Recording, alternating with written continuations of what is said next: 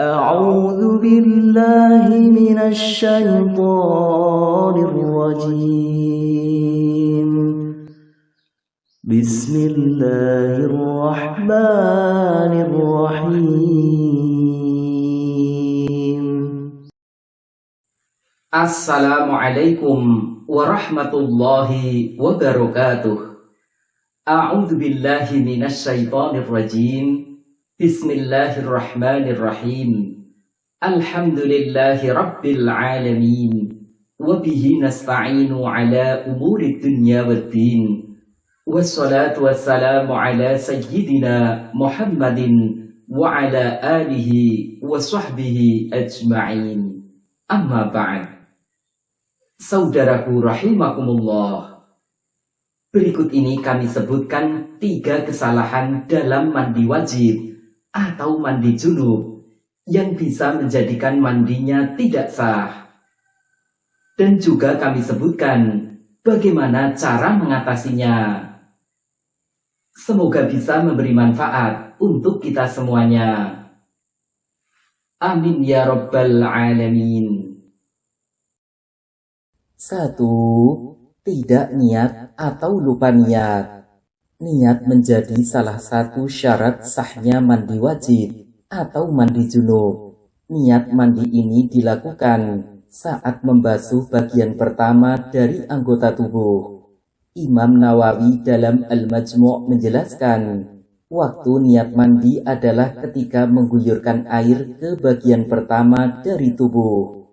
Nah, jika kita sudah terlanjur membasuh sebagian dari anggota tubuh, tapi tidak niat atau belum niat, maka basuhan itu dianggap tidak sah atau wajib diulangi.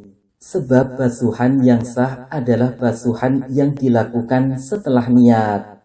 Imam Nawawi dalam Al-Majmu' menerangkan, jika ia membasuh sebagian anggota badan tanpa niat, lalu ia berniat, maka mencukupi apa yang dibasuh setelah niat dan wajib mengulangi membasuh anggota sebelum niat.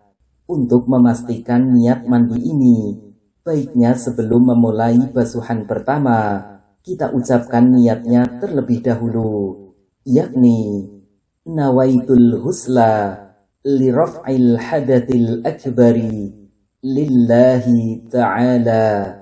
Aku niat mandi untuk menghilangkan hadas besar karena Allah Ta'ala. Lalu saat membasuh bagian pertama dari anggota tubuh, kita hadirkan niat ini di dalam hati.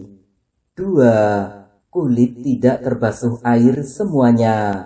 Ulama telah bersepakat bahwa kulit adalah bagian tubuh yang wajib terbasuh air saat mandi junub.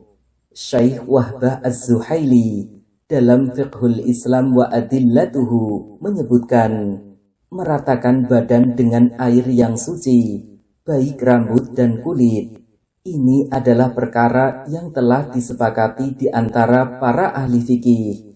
Maka wajib meratakan rambut dan kulit dengan air sebanyak 1 kali. Dan yang dimaksud kulit di sini adalah semua kulit bagian luar yang tampak di tubuh. Imam Nawawi menjelaskan, mengalirkan air ke seluruh badan, baik rambut dan kulit, adalah wajib dengan tanpa ada perselisihan. Dari situ, wajib menyampaikan air ke setiap yang tampak dari tubuh, termasuk kulit yang ada di bawah rambut. Dalam hal ini, para ulama telah mengingatkan bagian-bagian kulit tersembunyi yang harus terkena air. Di antaranya seperti kulit kepala, daun kedua telinga, kulit di bawah dagu, kulit di bawah kuku, kulit ketiak, dalamnya pusar, kulit antara 2 pantat atau bokong, tempat bol yang terlihat saat berak, kulit kemaluan perempuan saat jongkok, permukaan di balik kuluk laki-laki, kulit di bawah bulu kemaluan, bawah kedua lutut, dan bawah kedua kaki. Jika ada sedikit saja bagian kulit tersebut yang tidak terbasuh air, maka mandinya tidak mencukupi atau tidak sah. Baik tidak terbasuhnya itu karena air tidak sampai kepadanya, atau karena ada penghalang yang menghalanginya. Imam Nawawi dalam Syarah Muslim menjelaskan, barang siapa menyisakan sedikit bagian kecil yang harus disucikan, maka tidak sah bersucinya, dan ini telah disepakati. Imam Syafi'i dalam menjelaskan, jika di permukaan kulit ada getah atau sesuatu yang lengket, sehingga menghalangi sampainya air ke kulit, maka wudhunya tidak sah, sampai ia hilangkan benda itu dari anggota wudhu, atau ia bersihkan benda itu, sampai diyakini bahwa air akan bisa sampai ke kulitnya, atau tidak ada penghalang yang menghalanginya. Syekh Abu Bakar Syata dalam I'anatul Talibin berkata, jika air terhalang pada kulit oleh sesuatu penghalang seperti lilin atau kotoran di balik kuku, maka mandi tersebut tidak memadai atau tidak sah. Kalau seseorang membersihkan kotoran itu setelah mandi, maka tempat kotoran tersebut perlu dibasuh. Untuk mengantisipasi hal ini, sebaiknya sebelum mandi kita cek dan periksa terlebih dahulu bagian-bagian kulit di tubuh. Apakah ada sesuatu yang menghalangi sampainya air ke kulit atau tidak? Jika ada, maka segera hilangkan terlebih dahulu. Kemudian saat hampir selesai mandi, kita ingat dan cek kembali, apakah bagian kulit sudah terbasuh air semuanya atau belum. 3. Rambut tidak terbasuh air semuanya. Dalam mandi wajib atau mandi junub, keseluruhan rambut adalah termasuk bagian yang wajib terbasuh air. Sabda Nabi Shallallahu Alaihi Wasallam, di bawah setiap rambut ada junub, maka basuhlah rambut dan bersihkanlah kulit. Hadis riwayat Tirmidzi. Rambut di sini mencakup semua rambut dan juga bulu yang ada di tubuh, baik yang tampak atau yang tersembunyi, yang ada di kepala, di wajah, di leher, di tangan, di dada, di kemaluan, atau di tempat-tempat yang lainnya. Diterangkan dalam hadis Nabi Shallallahu Alaihi Wasallam, siapa yang meninggalkan tempat rambut dari junub yang tidak terkena air, maka Allah akan memperlakukannya seperti begini dan begini dari neraka. Hadis riwayat Abu Dawud dan Ahmad.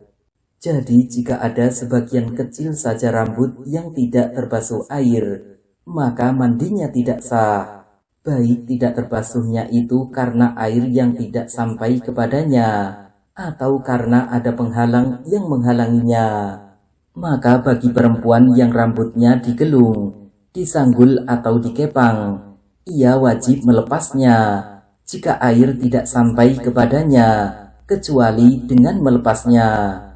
Syekh Wahbah Az-Zuhaili dalam Fiqhul Islam wa Adillatuhu menyebutkan, kesimpulannya, mazhab 4 telah sepakat bahwa melepas gulungan rambut bagi perempuan adalah wajib jika air tidak sampai pada ujung-ujung rambut, karena hadis Ummu Salamah yang telah lalu. Atau bagi yang rambutnya disemir, jika pewarna yang dipakai bersifat melekat atau melapisi, maka harus dihilangkan, karena bisa menghalangi sampainya air ke rambut. Akan tetapi jika pewarna tersebut sifatnya hanya meresap saja, seperti inai atau pacar pada jari dan kuku, maka tidak harus dihilangkan, dan mandinya tetap sah. Syekh Abu Bakar Syata dalam I'anatul Talibin menyebutkan, berbeda dengan bekas tinta dan inai atau pacar, maka ia tidak berbahaya. Yang dimaksud bekas adalah hanya warna, sekiranya ketika dikerok tidak muncul apa-apa.